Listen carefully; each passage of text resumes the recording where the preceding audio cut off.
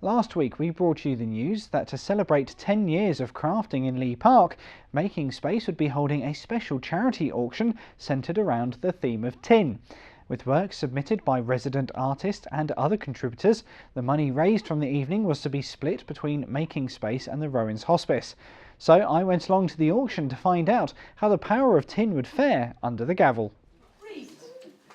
With all the submissions now in and online bids placed, it was finally time to see how much artworks made from or inspired by the theme of tin would raise at auction. I think the whole team are elated, and having spoken with the CEO of Rowans Hospice as well, we're just jointly really happy, not only with the turnout but with the quality of the work that was donated by the artists in the first place, which I think, the fact that every single piece was auctioned off shows that a perfect night.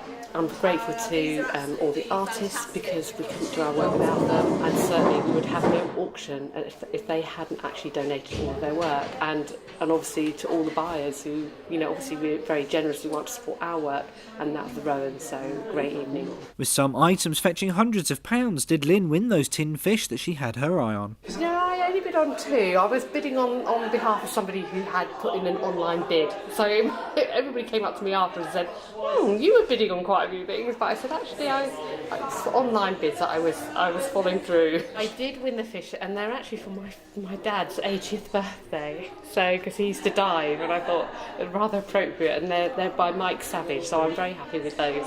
The evening's proceedings were presided over by a guest auctioneer who some may recognise as an expert on programmes such as Flog It or Bargain Hunt. She was recommended to us by one of our trustees, and when she so generously said that she would give her time for nothing, but it wasn't just her time, we're just complete novices at this, so she talked to us about how to lay out the catalogue, how to lay out the information. I think her sense of humour and just the way in which she, in a very spirited way, got everybody going in the room, just really brought the whole thing together and made it a real event. So I've done a sort of antiques valuation day for her, so she said could I come and do some auctioneering, and as I'm an auctioneer I jumped at the chance, and it's such good charities, Making Space and Rowans Hospice.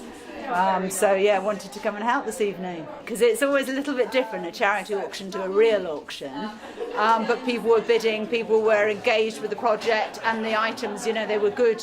The artists had done some really good work, and so I think people could see an end result, thought, well yeah, we'll bid a little bit extra, and we're getting something nice to take away as well. So it was a clever thing, because the 10-year anniversary of course being tin, and it was clever, and the artists really had to sort of think outside the box, if you're pardon the pun. And some of them, there was a lady that worked mostly in paper, but then she did something slightly different. She did a little tin fish, and so I think they thought it was quite good as well, the artists, because it made them think a little bit. Was there any particular pieces that maybe you thought, if you weren't the auctioneer tonight, that you might have bid on yourself? Yes, there were some silver earrings.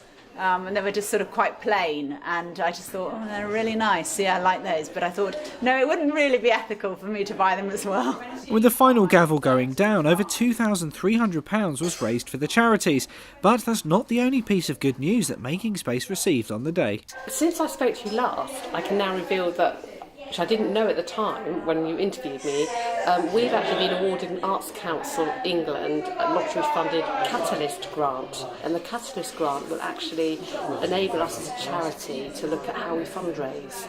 Yeah, it's a real opportunity for us to explore other ways in which we can diversify our funding, but also I think, as I said, raise our profile as a charity, and look at ways in which we could gain grants and donations.